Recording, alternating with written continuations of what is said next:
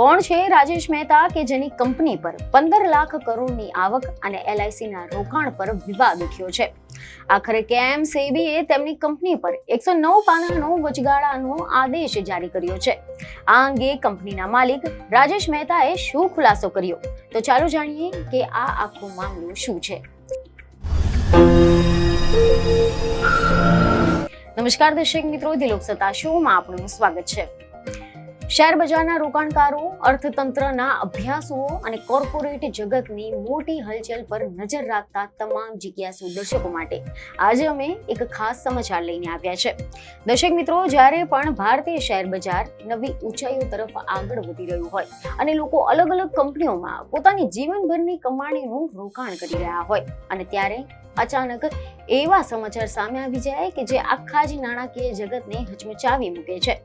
તો આજે આપણે પણ એક આવી જ કંપની વિશે વાત કરવા જઈ રહ્યા છીએ કે જે ભારતમાં સોનાના વ્યવસાય સાથે જોડાયેલી સૌથી મોટી કંપનીઓમાંની એક ગણાય છે.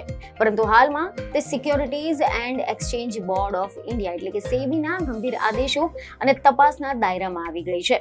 આપણે વાત કરી રહ્યા છીએ રાજેશ એક્સપોર્ટ્સ લિમિટેડ અને તેના માલિક રાજેશ મહેતા વિશે, જેમના પર નાણાકીય વર્ષ 2020 થી 21 અને 2024-25 વચ્ચેના 5 વર્ષના ગાળામાં કથિત રીતે 15 લાખ કરોડ રૂપિયાની આવક માત્ર કાગળ પર વધારીને બતાવવાનો એટલે કે રેવન્યુ ઇન્ફ્લેક્શનનો અત્યંત ગંભીર આરોપ લાગ્યો છે. આંકડો એટલો મોટો છે કે ભારતની ઘણી બધી મોટી કંપનીઓનું વાર્ષિક ટર્નઓવર આની સામે નાનું લાગે છે. અને જ્યારે સેબી જેવી દેશની સર્વોચ્ચ નિયમનકારી સંસ્થા 109 પાનાનો વચગાળાનો આદેશ જારી કરીને આ કંપની પર શેર બજારમાં સોદા કરવા પર જ પ્રતિબંધ મૂકી દે, ત્યારે આ મામલો સામાન્ય નથી રહેતો. તો આજના વિડીયોમાં આપણે સમગ્ર ઘટનાના મૂળ સુધી જઈશું કે જેમાં સેબીની આકરી તપાસ પાછળના કયા કારણો છે, કંપનીના માલિક રાજેશ મહેતાનો આ આક્ષેપો પર શું ખુલાસો છે, તેમજ દેશની સૌથી મોટી સરકારી વીમા કંપની એટલે કે LIC નું આ કંપનીના રોકાણમાં કેમ વિવાદના વમણમાં ફસાઈ ગયું છે અને સ્વિટ્ઝરલેન્ડમાં આવેલી તેમની સહાયક કંપની વેલકેમ્બીનું આ આખી ઘટનામાં શું કનેક્શન છે, તેની ઊંડાણપૂર્વક ઊંડી કાનૂની તેમજ નાણાકીય માહિતી મેળવીશું. કારણ કે આ કોર્પોરેટ ડ્રામા ભારતીય બિઝનેસ ઇતિહાસની સૌથી મોટી ઘટનાઓમાંનો એક છે. તો દર્શક મિત્રો, આખી ઘટનાની શરૂઆત કઈ રીતે થઈ અને આટલો મોટો હોબાળો કેમ મચ્યો તે સમજવા માટે આપણે સેબીના તાજેતરના પગલાંને ઝીણવટપૂર્વક જોવું પડશે. તો તાજેતરમાં જ એવા સમાચાર સામે આવ્યા હતા કે સેબીએ એક શેર ધારકની ફરિયાદના આધારે રાજેશ એક્સપોર્ટ્સ વિરુદ્ધ તપાસ શરૂ કરી હતી, જેમાં આરોપ લગાવવામાં આવ્યો કે આ કંપનીના નાણાકીય રેકોર્ડ્સ અને ખાતામાં મોટા પાયે ગેરરીતિ આચરવામાં આવી રહી છે. અને આ ફરિયાદના આધારે સેબીએ વિગતવાર તપાસ હાથ ધરી હતી અને જે તથ્યો સામે આવ્યા તેના આધારે એક મોટો આંચકો આપતા 109 પાનાનો વચગાળાનો આદેશ બહાર પાડવામાં આવ્યો. આ આદેશ હેઠળ હવે રાજેશ એક્સપોર્ટ લિમિટેડ પર શેર બજારમાં કોઈ પણ પ્રકારના સોદા કરવા પર તાત્કાલિક અસરથી પ્રતિબંધ લાદી દેવામાં આવ્યો છે. આ પ્રતિબંધ કોર્પોરેટ જગતમાં ખૂબ જ ગંભીર ગણવામાં આવે છે, કારણ કે તેનાથી કંપનીના શેરના ખરીદ વેચાણ પર બ્રેક વાગી જાય છે અને રોકાણકારોમાં ગભરાટ ફેલાય છે.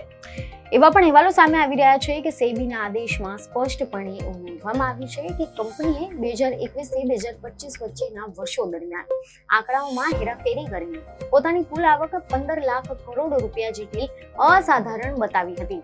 સેબીનું માનવું છે કે કંપનીએ જે કુલ આવક દર્શાવી છે તેમાંથી લગભગ 99.8% જેટલી આવક ખોટી રીતે અથવા તો કાગળ પર જ ઊભી કરવામાં આવી હોય તેવી આશંકા છે. આના ઉપરાંત કંપનીના ઓડિટરોને આફ્રિકામાં સોનાની જે ખાણ છે તેની માલિકીના કોઈ પણ હક અંગેના કોઈ નક્કર પુરાવા નથી મળ્યા. આનો પણ ઉલ્લેખ આ રિપોર્ટમાં કરવામાં આવ્યો હતો. આ તમામ બાબતો કંપનીના નાણાકીય પારદર્શિતા સામે મોટા સવાલો ઉભા કરે છે અને આના જ કારણે બજારમાં આ કંપનીને લઈને હવે એક મોટો વિવાદ ઉભો થઈ ગયો છે. જોકે સેબીના આ આદેશ બાદ આજે કંપની છે તેના માલિક રાજેશ મહેતા ભારે પરેશાન અને નારાજ જોવા મળી રહ્યા છે. એક મીડિયા સાથેની એક ખાસ વાતચીતમાં તેમણે પોતાનો પક્ષ રજૂ કરતા આ તમામ આરોપોને નકારી કાઢ્યા હતા અને પોતાની કંપનીનો બચાવ કર્યો છે.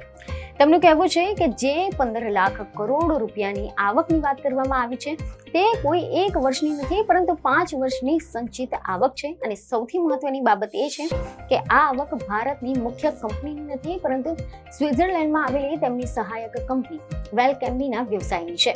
વેલકેમ્બી વૈશ્વિક સ્તરે સોનું અને ચાંદી શુદ્ધ કરવાની એટલે કે ગોલ્ડ રિફાઇનિંગ ક્ષેત્રની ખૂબ જ મોટી અને પ્રતિષ્ઠિત કંપની છે, જે કાચી ધાતુ ખરીદીને તેમાંથી સોનુને શુદ્ધ બનાવે છે અને ત્યારબાદ તેને વિશ્વભરની પ્રતિષ્ઠિત બેંકો તેમજ મોટા બિલિયન ડીલરોને વેચતી હોય છે. અને આ જ સોનાના વેચાણમાંથી આ આવક થઈ છે અને આ આખી પ્રક્રિયા કાયદેસરની છે. તેમજ સ્વિટ્ઝરલેન્ડની સરકારને આ આવક પર સંપૂર્ણ ટેક્સ પણ ચૂકવવામાં આવ્યો છે. આની સાથે જ એવા પણ અહેવાલો સામે આવી રહ્યા છે કે રાજેશ મહેતા દલીલ કરે છે કે સોનાનો વ્યવસાય ખૂબ જ મોટા પાયે થતો હોય છે, કારણ કે સોનાની કિંમત આંતરરાષ્ટ્રીય બજારોમાં હંમેશા ઘણી ઊંચી રહે છે. આથી જ્યારે તમે મોટા જથ્થામાં સોનાનું ખરીદ કે વેચાણ કરો છો ત્યારે ટર્નઓવર અથવા તો કુલ વેચાણની રકમ આપોઆપ લાખો કરોડો રૂપિયામાં દેખાવા લાગે છે, પરંતુ તેની સામે નફાનું માર્જિન ખૂબ જ ઓછું હોય છે. ભારતમાં કોઈ આટલી મોટી ગોલ્ડ રિફાઇનરી નથી અને કદાચ સેબીના અધિકારીઓ આ બિઝનેસ મોડેલને બરાબર સમજી શક્યા નથી કે રિફાઇનરી ઉદ્યોગમાં આવક કેમ આટલી બધી મોટી હોય છે અને તેની સામે તેની સરખામણીનો જે ચોખ્ખો નફો છે તે કેમ આટલો ઓછો દેખાય છે. આથી જ કરીને લોકોએ આને બહુ મોટું કૌભાંડ ગણાવીને બજારમાં ખોટો હોબાળો મચાવી દીધો છે, જે તેમની સમજણની બહાર છે. જો કે આ સમગ્ર વિવાદમાં જો કોઈ બાબતે બળતામાં ઘી હોમવાનું કામ કર્યું હોય તો તે છે ભારતની સરકારી વીમા કંપની વીમા લાઈફ ઇન્સ્યોરન્સ એટલે કે LIC દ્વારા આ કંપનીમાં કરવામાં આવેલું ભારે રોકાણ. શેરબજારના સત્તાવાર આંકડા ઉપર જો આપણે નજર કરીએ તો મીડિયા રિપોર્ટ અનુસાર વર્ષ 2017માં રાજેશ એક્સપોર્ટ્સમાં LICની હિસ્સેદારી માત્ર 1.9% જેટલી હતી, પરંતુ ધીમે ધીમે આ ભાગીદારી વધીને 10.8% સુધી પહોંચી ગઈ છે. એટલે કે LICએ આ કંપનીમાં પોતાનું રોકાણ લગભગ 10 ગણું વધારી દીધું છે. અને જ્યારે પણ કોઈ સરકારી સંસ્થા જનતાના પૈસાનું આવી રીતે આવી વિવાદિત કંપનીઓમાં મોટા પાયે રોકાણ કરી દે છે ત્યારે વિરોધ પક્ષો અને બજારના વિશ્લેષકો સવાલો ઉઠાવવાનું શરૂ કરી નાખે છે કે આટલું બધું રોકાણ કેમ કરવામાં આવ્યું, શું આની પાછળ કોઈ દબાણ હતું? આ સવાલોથી નારાજ થઈને રાજેશ મહેતાએ મીડિયા સમક્ષ પણ આક્રોશ વ્યક્ત કર્યો હતો. તેમણે જણાવ્યું કે બધા લોકો LICના નામોની બૂમો પાડી રહ્યા છે, પરંતુ અમે ક્યારે LICને અમારી કંપનીના શેર ખરીદવા માટે આમંત્રણ આપ્યું જ ન હતું કે પછી કોઈ પણ પ્રકારનું કોઈ દબાણ કર્યું ન હતો. LICએ છેલ્લા 10 થી 20 વર્ષના ગાળામાં ખુલ્લા બજારોમાંથી એટલે કે ઓપન માર્કેટમાંથી પોતાની મરજીથી શેરની ખરીદી કરી છે અને આ કંપનીએ કે પ્રમોટરોએ તેમને સીધા જ આપ્યા નથી. વધુમાં તેમણે ઉમેર્યું કે LICએ ભૂતકાળમાં આ કંપનીના શેર ઊંચા ભાવે વેચીને ઘણો સારો નફો પણ કમાયો છે. LIC એક વ્યવસાયિક સંસ્થા છે અને તેમને ખબર છે કે અમારી કંપની આર્થિક રીતે કેટલી મજબૂત છે અને તેના બિઝનેસના પાયા કેટલા સદ્ધડ છે. તેના માટે જ તેમણે આ રોકાણ કર્યું છે. તેથી આમાં કંપની પર દોષારોપણ કરવાનો કોઈ અર્થ જ નથી. જો કે સેબીના 109 પાનાના આદેશમાં બીજો એક અતિ મહત્વનો અને ચોંકાવનારો મુદ્દો એ છે કે કંપનીના ફોરેન્સિક ઓડિટર્સને આફ્રિકા ખંડમાં આવેલી સોનાની ખાણના માલિકીના હક અંગેના કોઈ પણ સત્તાવાર પુરાવા કે દસ્તાવેજો નથી મળ્યા. આ બાબતને લઈને બજારમાં એવી શંકાઓ દ્રઢ થઈ ગઈ હતી કે કંપનીએ પોતાની એસેટ એટલે કે મિલકતો પણ કાગળ પર ખોટી બતાવી હશે, મોટી બતાવી હોઈ શકે છે.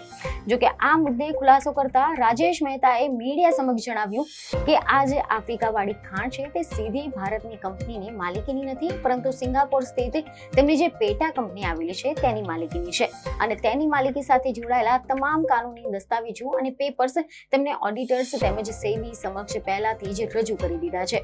સેબી આ મામલે છેલ્લા લગભગ 2.5 વર્ષથી તપાસ કરી રહી હતી અને આ 2.5 વર્ષના લાંબા ગાળાના તપાસ દરમિયાન જે સેબી દ્વારા જે પણ પ્રશ્નો પૂછવામાં આવ્યા છે, જે પણ નાણાકીય વિગતો માંગવામાં આવી છે તે તમામના જવાબો કંપની દ્વારા પુરાવાની સાથે સબમિટ કરવામાં આવ્યા હતા. કંપનીના એકાઉન્ટ્સનું ફોરેન્સિક ઓડિટ પણ કરવામાં આવ્યું હતું અને અમને ત્યારે એવું લાગ્યું કે ઓડિટર્સને અમારી સામે કોઈ પણ વાંધાજનક બાબત મળી નથી, કારણ કે છેલ્લા 3 મહિનાથી સેબી તરફથી કંપનીને કોઈ પણ નવો પત્ર કે પ્રશ્ન પૂછવામાં આવ્યો ન હતો. અમને એમ માનતા હતા કે સેબી અમારા જવાબોથી સંપૂર્ણ સંતુષ્ટ છે, પરંતુ ગત બુધવારે અચાનક કોઈ પણ પૂર્વ સૂચના આપ્યા વગર સેબીની સત્તાવાર વેબસાઇટ પર આ વચગાળાનો આદેશ મૂકી દેવામાં આવ્યો, જે અમારા માટે અત્યંત ચોંકાવનારો અને સમજણની બહારનો છે. જોકે સેબીએ પોતાના આદેશમાં સ્પષ્ટ લખ્યું છે કે આ સમગ્ર મામલો પ્રાથમિક દ્રષ્ટિએ અત્યંત શંકાસ્પદ લાગે છે. તેથી રોકાણકારોના હિતોના રક્ષણ માટે આ આકરા પગલાં લેવા જરૂરી હતા. આથી હવે કંપનીએ સેબી દ્વારા માંગવામાં આવેલા બાકીના તમામ વધારાના દસ્તાવેજો સબમિટ કરીને પોતાની જાતને નિર્દોષ સાબિત કરવી પડશે.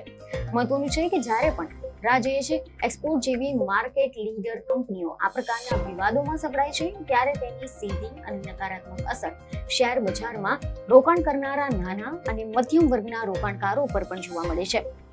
સેબીના આ ટ્રેન્ડિંગ પ્રતિબંધના આદેશના કારણે કંપનીના શેરોનું ટ્રેડિંગ અટકી ગયું છે. આના કારણે ઘણા બધા રોકાણકારોના નાણાં ફસાઈ ગયા છે. કોર્પોરેટ ગવર્નન્સ એટલે કે કંપનીના વહીવટમાં પારદર્શિતાનો અભાવ જ્યારે પણ હેડલાઇન્સ બને છે ત્યારે વિદેશી રોકાણકારોનો ભરોસો પણ ભારતીય બજાર પરથી થોડો ડગમગી જાય છે. તો દર્શક મિત્રો, હવે આ વિષય પર તમારું શું કહેવું છે તમને કમેન્ટમાં જરૂરથી જણાવો. બીજને ખબરો સાથે ફરી મળીશું. ધન્યવાદ.